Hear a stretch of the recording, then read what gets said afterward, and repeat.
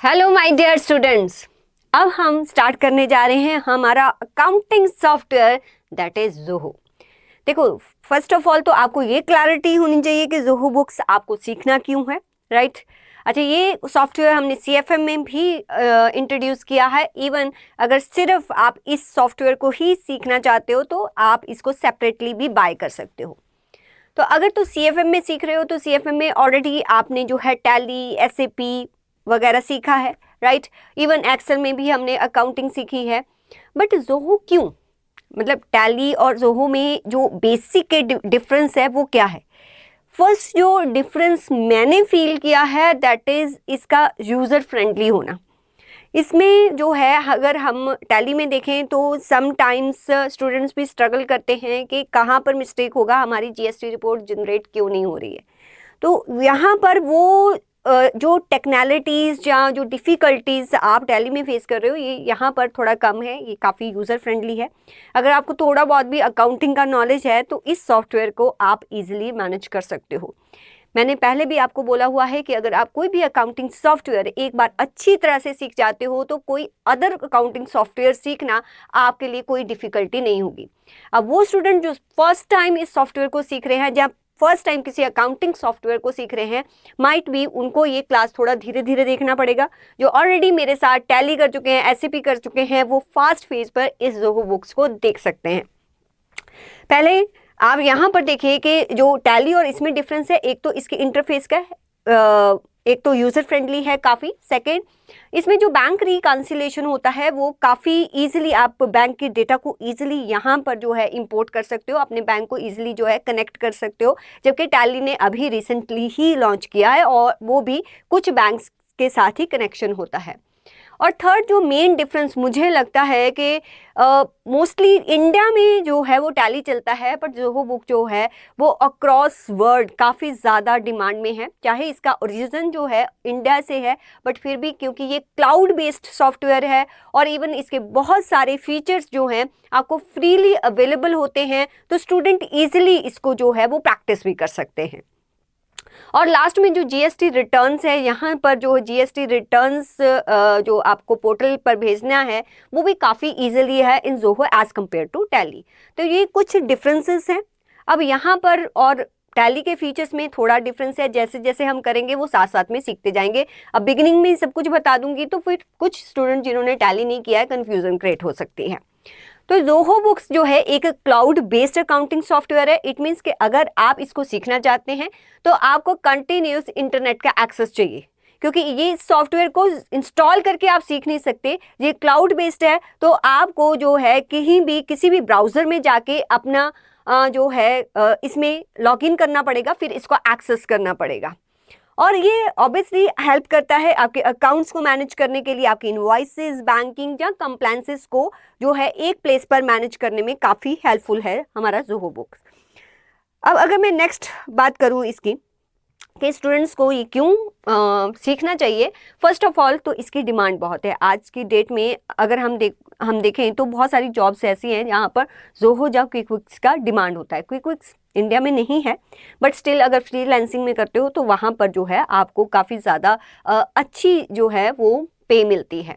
अब क्विकबुक्स कर लो या ज़ोहो कर लो, दोनों का इंटरफेस जो है मोर और लेस सेम ही है और यूज्ड बाय स्टार्टअप्स और एसएमई जो है वो ज़ोहो बुक्स को यूज़ करती हैं। ऑब्वियसली हमें पता है कि जो लार्ज ऑर्गेनाइजेशन है वो तो ईआरपी सिस्टम को यूज़ करते हैं जो कि एसएपी होता है। और ऑब्वियसली आपको यहाँ पर जो है क्लाउड अकाउंटिंग स्किल्स सीखने के लिए मिलती है और आपको रियल अकाउंटिंग का काफ़ी ज़्यादा प्रैक्टिकल एक्सपोजर मिल जाता है।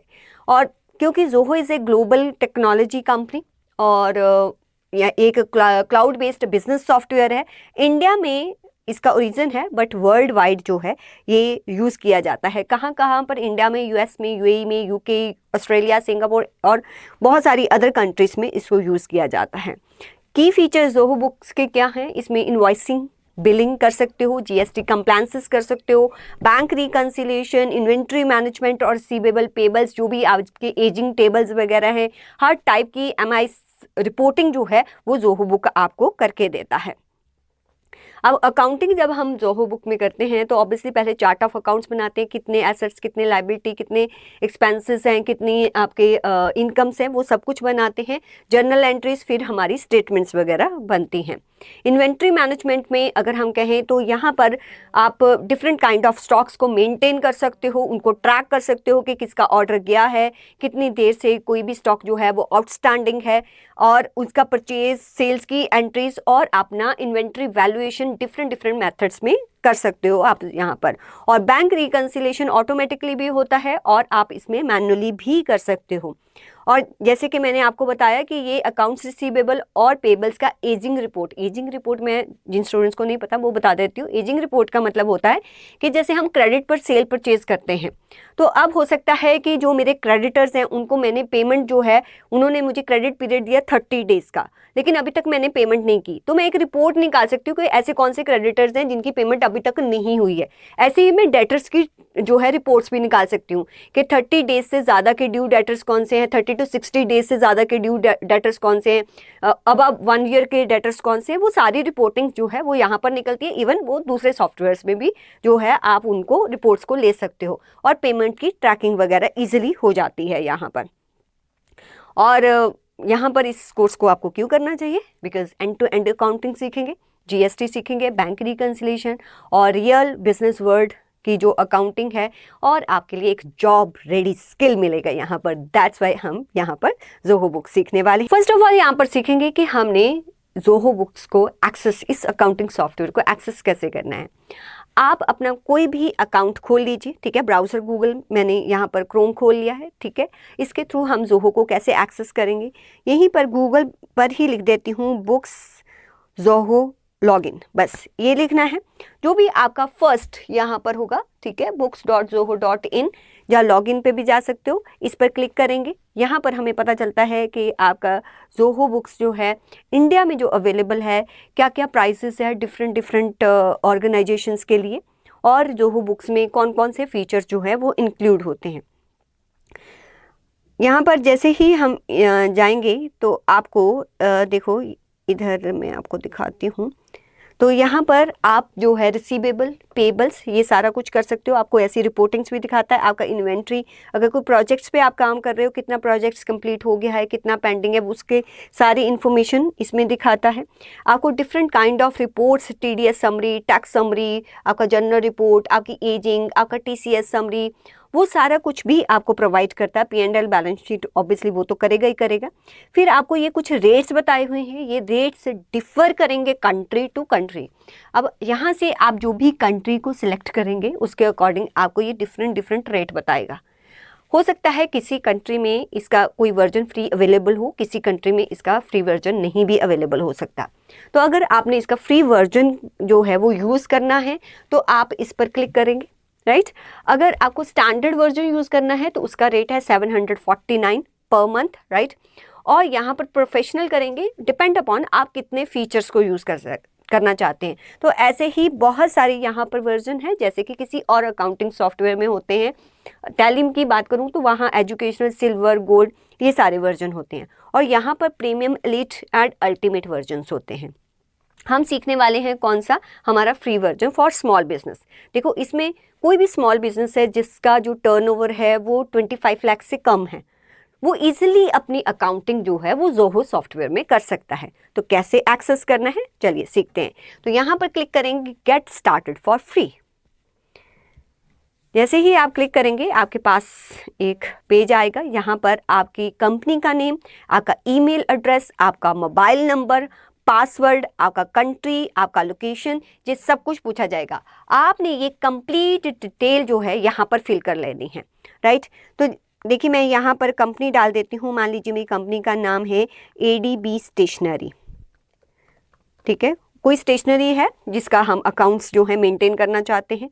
उसके बाद जो भी आपका ईमेल एड्रेस है वो आप यहाँ पर कर सकते हो।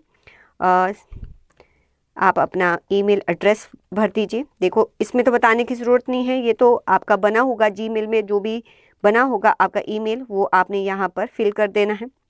फिर जो भी आपका मोबाइल नंबर होगा और जो भी आपका पासवर्ड है वो यहाँ पर फिल कर दीजिए, राइट। आपने अपनी इन्फॉर्मेशन फिल कर दी। देन क्रिएट माय अकाउंट पर क्लिक करेंगे। ओके, आपको मोबाइल नंबर डालना ही पड़ेगा। चलिए हम मोबाइल नंबर भी डाल देते हैं।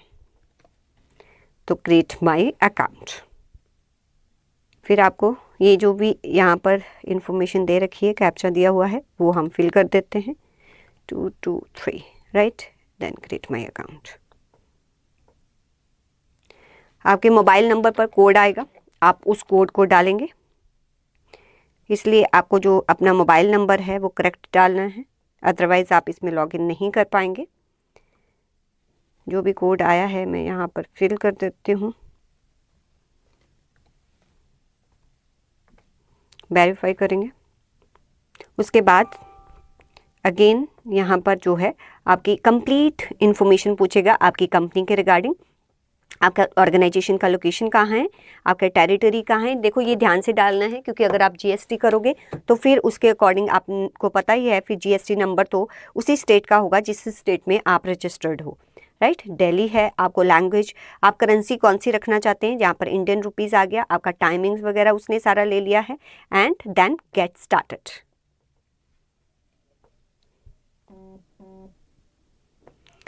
राइट तो ये आपका लैंडिंग पेज होगा ज़ोहो का। यहाँ पर आपको डिफरेंट ऑप्शन होंगी कि आपने आइटम्स के regarding, sales, purchases, time tracking, banking, accounting, reports, documents, ये जो है जैसे कि मैंने बताया कि क्विक विक से काफ़ी सिमिलर है, राइट।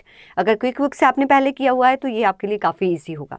तो सबसे पहले आपने क्या करना है, अभी पहले अपना अकाउंट बनाइए। आपका ऐसा लैंडिंग पेज दिखाई देगा। इसके बाद फिर हम ऑर्गेनाइजेशन की अकाउंटिंग स्टार्ट करते हैं।